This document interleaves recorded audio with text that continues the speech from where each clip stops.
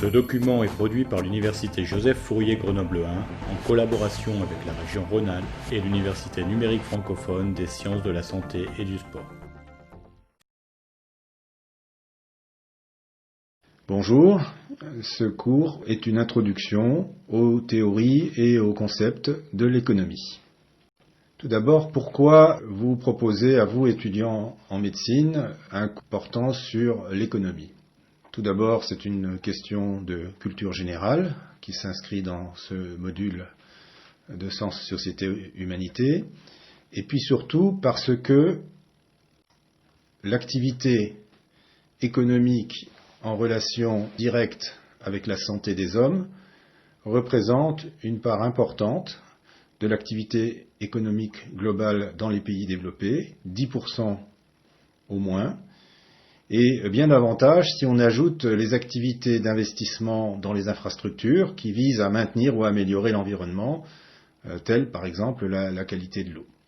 Ensuite, parce que les concepts de l'économie sont étroitement associés à la satisfaction des besoins des hommes vivant en société, et il en va de même pour la santé. Et enfin, on va le voir tout de suite, l'économie s'est toujours intéressée à la santé, et quelques illustres médecins se sont aussi intéressés à l'économie. Commençons par les définitions. Pour l'économiste Malinvaud, l'économie est la science qui étudie comment les ressources rares sont employées pour la satisfaction des besoins des hommes vivant en société. Les définitions de l'économie sont multiples. La science économique formalise le fonctionnement de l'activité économique et des comportements économiques.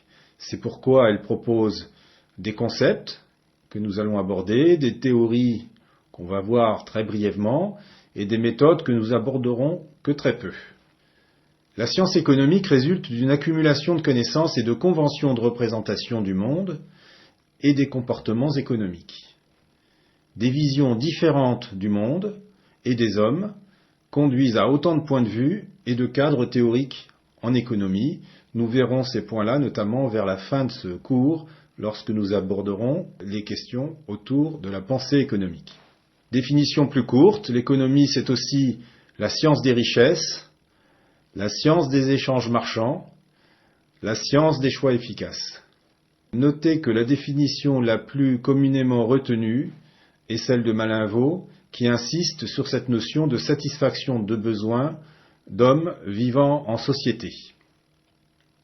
Un illustre médecin qui s'est intéressé à l'économie est François Quesnay, qui était fils de jardinier, qui a appris à lire tardivement à 11 ans, et qui est devenu un illustre médecin jusqu'à être premier médecin à la cour du roi Louis XV, et qui s'est intéressé à la fin de sa vie au sujet économique, et qui a défini l'économie de la manière suivante: obtenir la plus grande augmentation possible de jouissance par la plus grande diminution possible de dépenses, c'est la perfection de la conduite économique. Quesnay a fondé une école de pensée économique qu'on appelle l'école des physiocrates, et il a inventé le concept de circuit économique qu'on verra plus loin. Toutes ces définitions sont sous-tendues par la conception que l'homme éprouve des besoins qui sont en fait illimités, tandis que les ressources sont limitées, d'où un problème de choix au niveau individuel, qu'on appelle microéconomique, ou à des niveaux plus globaux, macroéconomiques. Définissons la notion de besoin. On distingue deux types de besoins, les besoins primaires et les besoins secondaires. Les besoins primaires sont des besoins nécessaires à la vie, se nourrir, se loger, s'habiller. Les besoins secondaires sont des besoins qu'on va appeler de civilisation, liés à une habitude de vie. Besoin de confort, besoin de loisirs, besoin de culture, besoin aujourd'hui de téléphone mobile. Un besoin devient un besoin économique lorsque des biens et des services sont achetés pour le satisfaire. Qu'est-ce que c'est que des biens et des services du point de vue économique ? Un bien est un objet fabriqué, par exemple un stéthoscope, c'est un bien. Un service est un travail fourni sans fabrication de biens. Par exemple, l'auscultation d'un patient est un service. D'une manière générale, en santé, on parle de service de santé. Pour satisfaire ses besoins, l'homme doit produire des biens et des services. Ces biens et ces services sont rares, c'est-à-dire qu'ils n'existent pas en quantité illimitée à l'état naturel. Même l'air qu'on respire est limité. Consommer revient donc à détruire un bien, et on distingue la consommation productive qui détruit un bien pour en réaliser un autre, et la consommation finale qui détruit un bien pour satisfaire un besoin individuel ou collectif et en jouir sans objectif prédéterminé de production.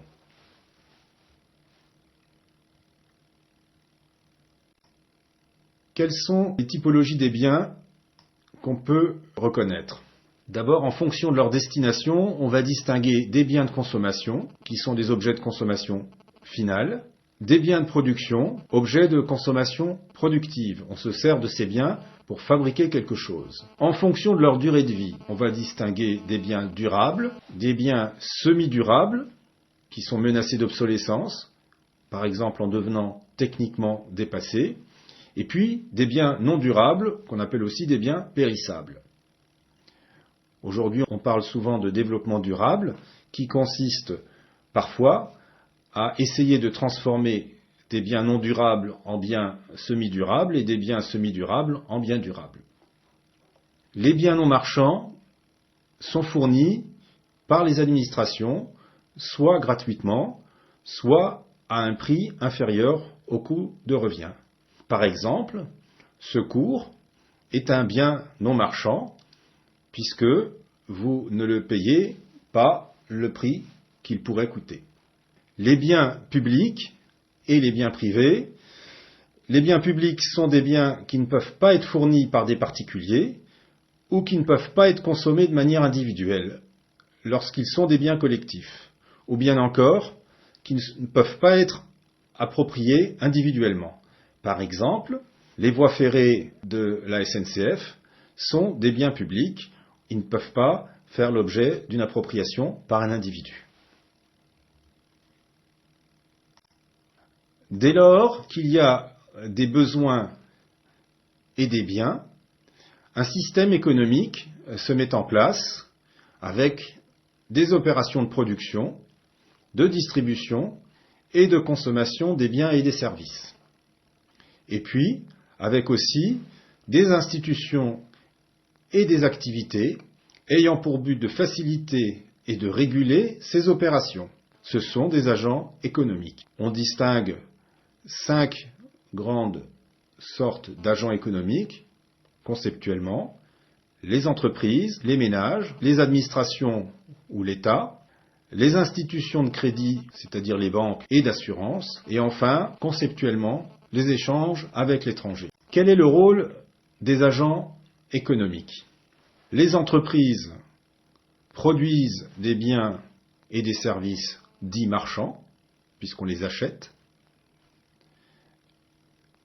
Elles ont un rôle social, puisqu'elles rassemblent une communauté de collaborateurs professionnels qu'elles rétribuent, ce sont des salariés, et cette rétribution crée un flux monétaire des entreprises vers les salariés. Deuxième grande sorte d'agents économiques, les ménages. Un ménage, c'est une famille ou bien c'est une personne seule. Ces ménages consomment des biens et des services et apportent une offre de travail qui génère une rétribution qui permet d'acheter et de consommer des biens et des services. Autre agent économique, les administrations. On distingue les administrations publiques, la commune, le département, la région, l'État, qui concernent les collectivités, des administrations privées, comme par exemple des syndicats ou des associations, et dont on dit qu'elles ont des adhérents. La fonction principale des administrations est de rendre des services non payants. Pour financer leur fonctionnement, les administrations perçoivent des impôts pour les administrations publiques ou des cotisations pour les administrations privées telles les associations. Autre agent économique, les banques ou les institutions financières. Ces institutions créent de la monnaie, au moins pour ce qui concerne ce qu'on appelle les banques centrales. Elles collectent l'épargne, ça c'est votre banque, la vôtre, la mienne, de certains agents économiques, ceux qui épargnent, et elles redistribuent cette épargne en finançant des prêts pour d'autres agents économiques, ménages ou entreprises. Dernier agent économique, plus conceptuel, dans les modèles d'agents économiques, on isole ce qu'on appelle le reste du monde, qui fait l'objet d'importation ou d'exportation de biens et de services. Un circuit économique se dégage et vous voyez sur cette diapo le schéma classique du circuit économique, qu'il ne vous soit pas indifférent que cette notion de circuit économique, comme je le mentionnais tout à l'heure, a été inventée par un médecin, Quesnay, et vous reconnaîtrez là une forme de circuit physiologique. C'est la physiologie de l'économie, où on distingue dans les rectangles les agents économiques, donc en haut l'entreprise, en bas les ménages, au milieu comme intermédiaire les banques qui organisent le marché des capitaux, et puis à droite l'État, à gauche le reste du monde, et puis entre ces différents agents il y a des flux. Les traits fins expriment des flux monétaires et les traits gras des flux réels de biens et de services. Par exemple, entre les entreprises et les ménages, vous avez du ménage vers les entreprises un flux en gras qui est le travail, fourni par les ménages ou par les agents vers les entreprises, et puis en retour, un salaire. De l'autre côté, les entreprises vont produire en gras des biens et des services que les ménages peuvent acheter et qu'elles vont payer, ce qui apparaît dans le trait fin. De la même manière, à droite, vous voyez que l'État, lui, collecte comme flux monétaire des impôts, aussi bien de la part des entreprises que de la part des ménages, et en retour, il fournit des biens non marchands. À cela, on pourrait associer, dans une optique plus moderne, le rôle redistributeur de l'État, puisque l'impôt permet une forme de redistribution entre les plus riches et les plus pauvres. À gauche, donc c'est le reste du monde, c'est une représentation plus conceptuelle, surtout au temps de la mondialisation, mais vous voyez aussi qu'il y a des flux d'importation avec des flux monétaires dans un sens et de biens et de services dans l'autre, et des exportations avec là aussi des flux et monétaires et de biens et de services. Que dit-on du comportement des agents économiques ? Eh bien, les agents économiques ont un certain nombre de caractéristiques qui vont déterminer leur comportement. Ils sont doués de raison, ce qui veut dire que si on connaît leurs besoins, on peut prévoir et modéliser leur comportement.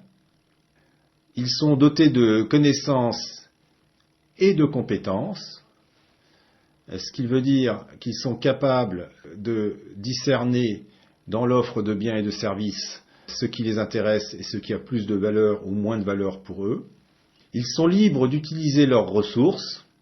Ils ont du patrimoine et des stratégies de constitution ou de dépense de ce patrimoine.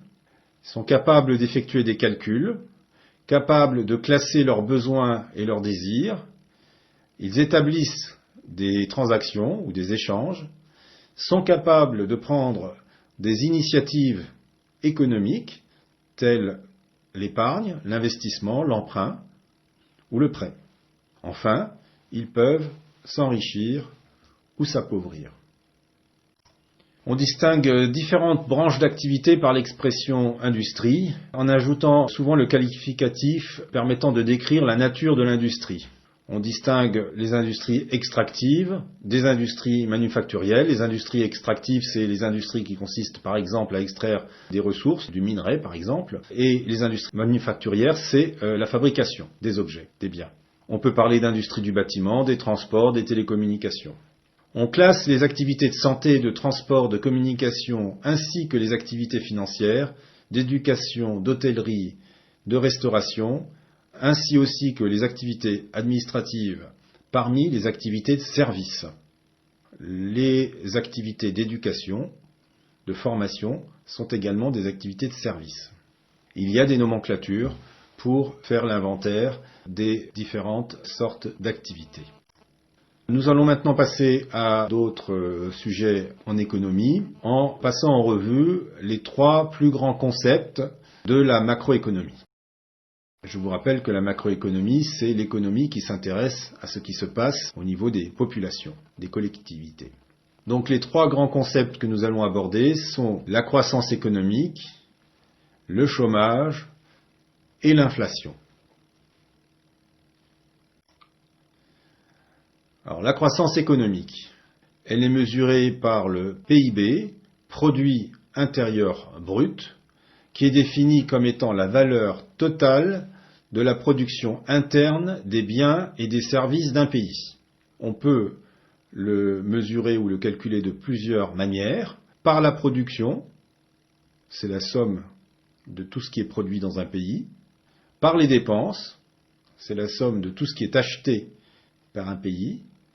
Ou par les revenus, c'est la somme de tous les revenus des citoyens d'un pays.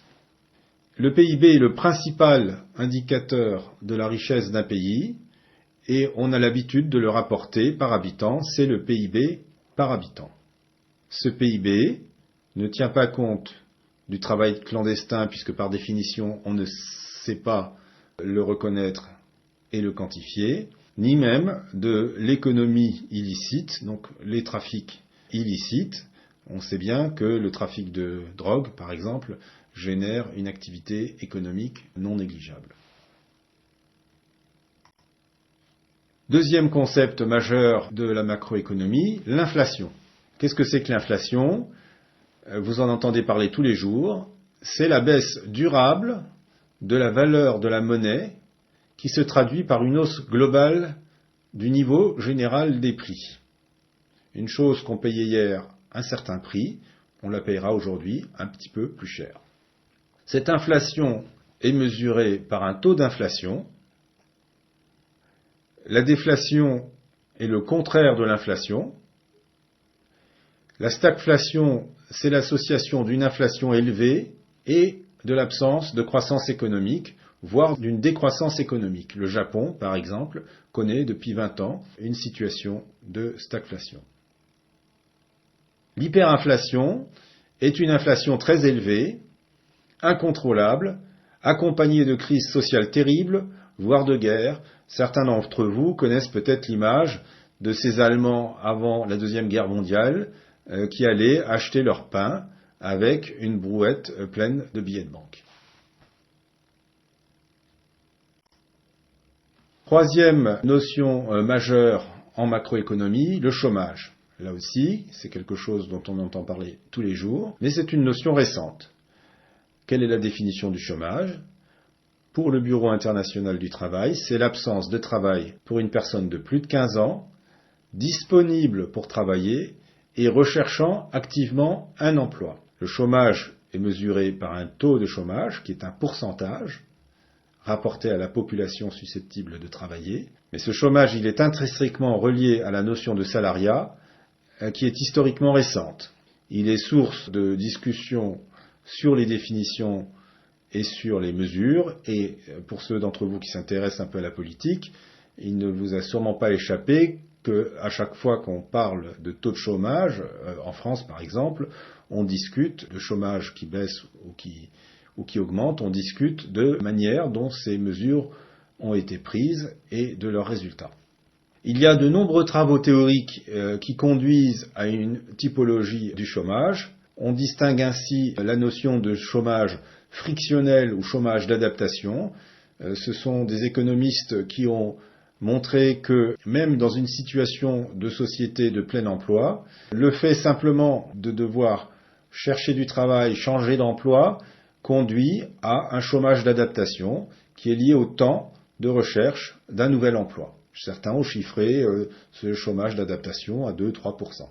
Un chômage dit conjoncturel, ce chômage est lié au ralentissement économique. Un chômage qu'on appelle structurel, qui est là lié à une inadéquation entre l'offre de travail et la demande de travail. Enfin, le chômage saisonnier, qui est lié à des besoins de travail en relation avec les saisons.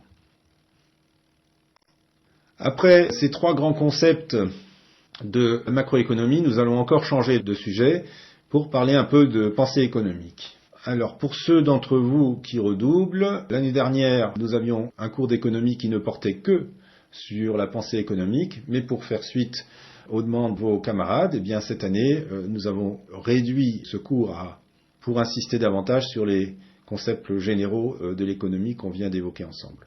Alors, d'abord, qu'est-ce que c'est que la pensée économique ?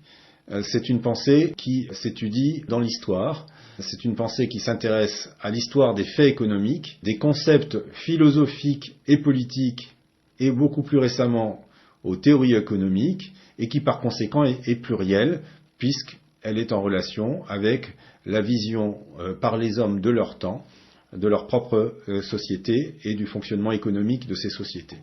Dans l'histoire de la pensée économique, quand on essaye de s'intéresser aux concepts, on retrouve 4 grands concepts qu'on va examiner rapidement maintenant.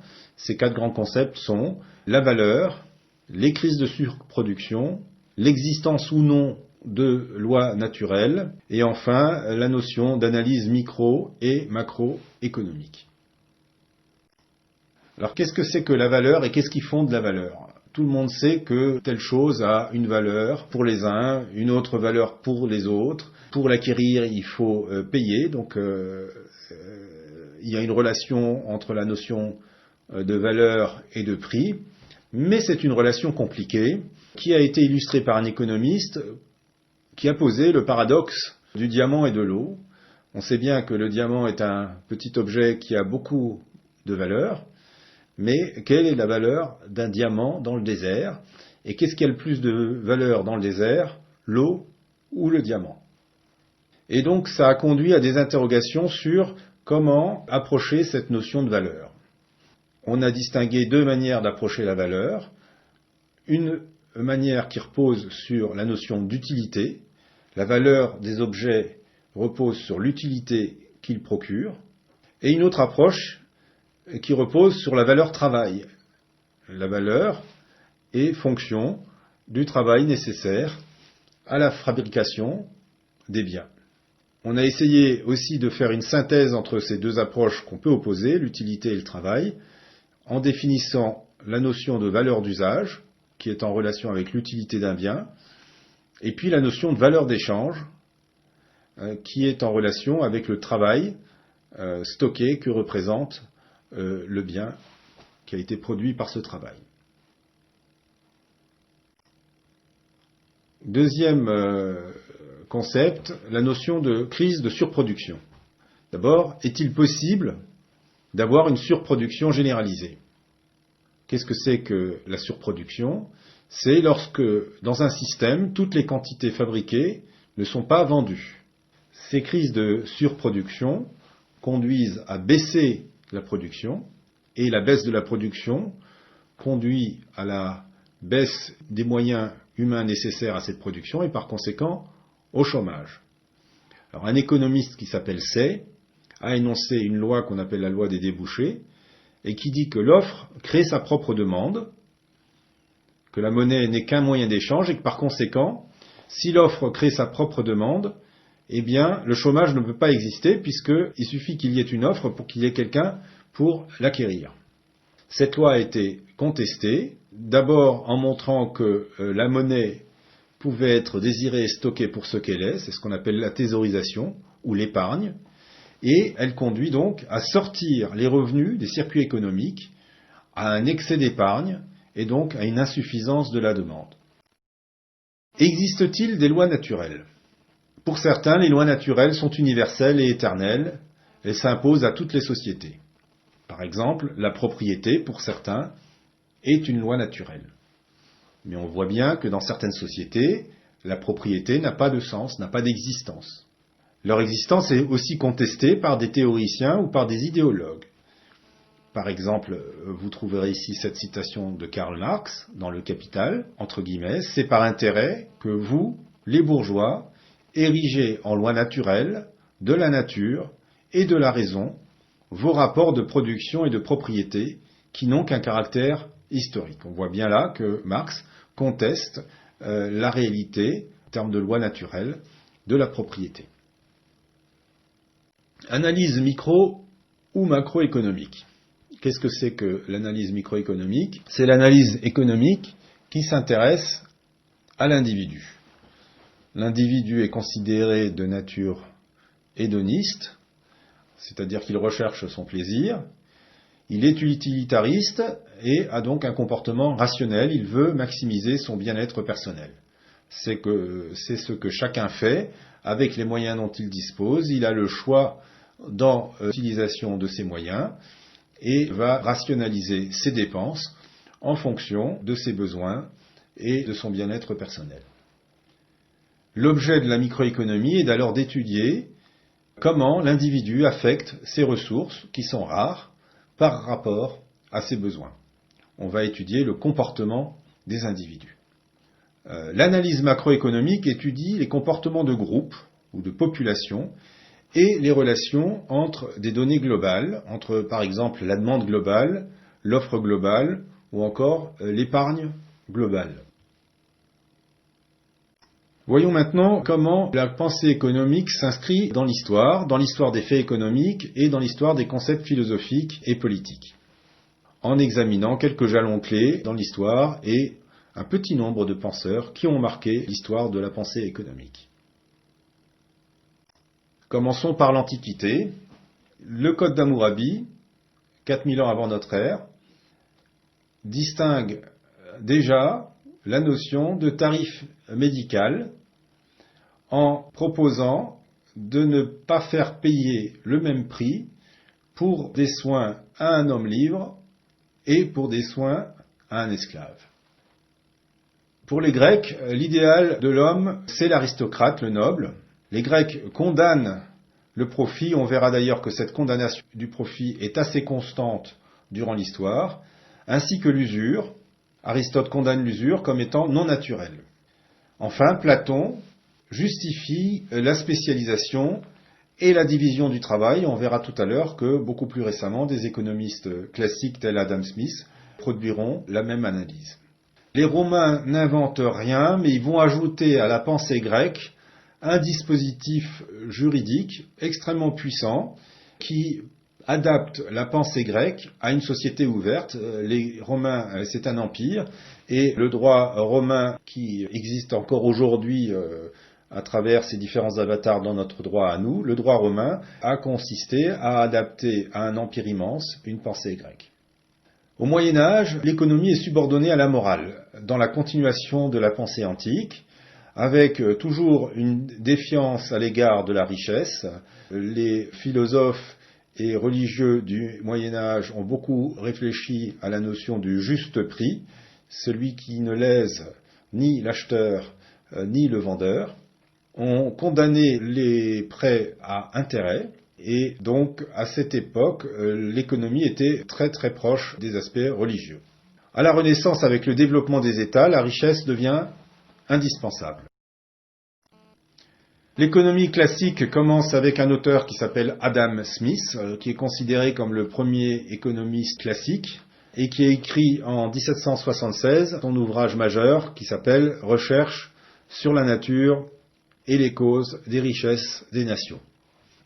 Adam Smith développe des thèmes essentiels qui sont la division du travail qui permet d'augmenter l'efficacité de la production. On a vu que déjà Platon avait souligné ce point, mais qui indique aussi que le capital est une condition de la production et de la division du travail.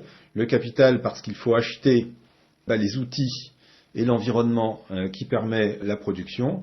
Et le capital aussi parce qu'il faut pouvoir tenir lorsque les variations de la demande font qu'il y a moins de travail. Il faut pouvoir continuer à payer les salariés. Donc le capital, c'est à la fois une nécessité pour l'investissement, mais aussi pour assurer la pérennité, malgré les variations d'activité, des structures de production.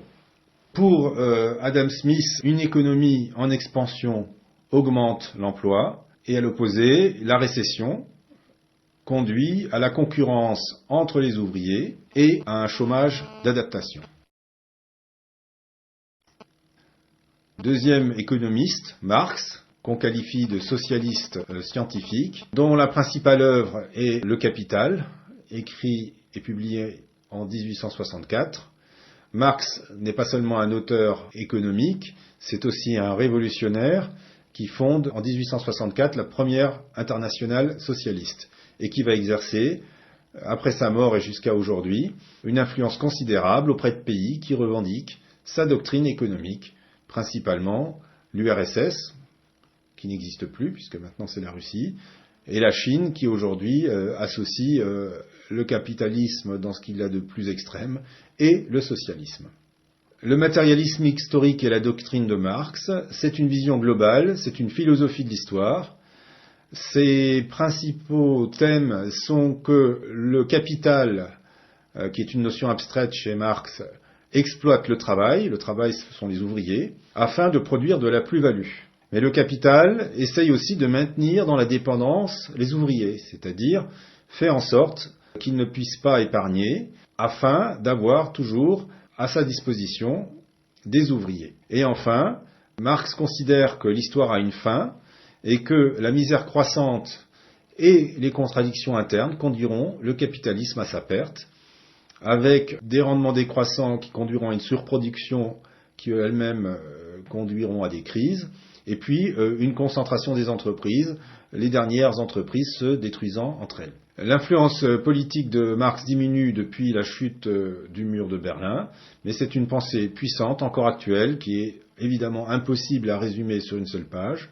Marx méconnaît les lois modernes sur la concurrence, les progrès techniques et l'avènement d'une classe sociale intermédiaire.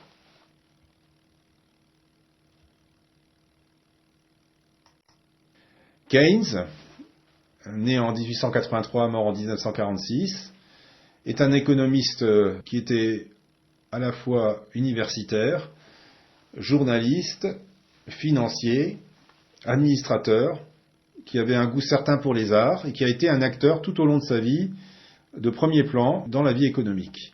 Tout de suite après la guerre de 14-18, il s'est occupé du calcul pour le montant des réparations financières de l'Allemagne défaite et il a critiqué le montant trop élevé, selon lui, de ces réparations financières. Et on a vu plus tard qu'il avait eu raison, puisque c'est une des causes de la Deuxième Guerre mondiale, c'est les demandes excessives de réparation faites aux Allemands après la Première Guerre mondiale. Dès 1914, cette citation qui indique le capitalisme du laisser-faire a rendu l'âme en 1914, ce qu'il voulait dire, c'est que le marché ne peut pas, à lui tout seul, réguler son fonctionnement, ne peut pas s'autoréguler, et il faut faire une place aux interventions de l'État. Son œuvre principale s'appelle La théorie générale de l'emploi, de l'intérêt et de la monnaie. Keynes a aussi dirigé la délégation britannique à la conférence de Bretton Woods en 1946. C'est cette conférence qui a créé le système monétaire international après la Deuxième Guerre mondiale, dans lequel nous sommes encore aujourd'hui. Et Keynes, d'ailleurs, est mort tout de suite après cette conférence fondatrice de l'économie internationale moderne. Donc pour Keynes, l'instabilité chronique du capitalisme nécessite l'intervention de l'État pour soutenir la demande et pour soutenir l'emploi. Vous savez qu'on vit depuis 2 ans une crise financière mondiale et les États prennent dans cette crise des mesures qu'on baptise de keynésiennes, c'est-à-dire des mesures qui visent à soutenir la demande afin de soutenir l'emploi. Pour Keynes, la dépense est le moteur de l'activité. Que faire si les agents économiques n'ont pas envie de dépenser ? Il décrit ainsi le rôle du moral des chefs d'entreprise dans la vie économique. Et aujourd'hui, pour les gens qui s'intéressent à la vie économique, vous savez qu'on publie des indicateurs du moral des chefs d'entreprise, des indicateurs du moral des ménages. Et ce moral, pour subjectif qu'il soit, est un très bon indicateur de la situation économique d'un pays. Je vous laisse lire, et je la lis avec vous, cette magnifique citation de Keynes. On pense d'habitude que la richesse accumulée dans le monde a été douloureusement entassée parce que des individus ont renoncé volontairement à la jouissance de la consommation. C'est ce que nous appelons l'épargne. Mais il est évident que ce seul renoncement n'aurait pas suffi à faire construire des cités ou drainer des marécages.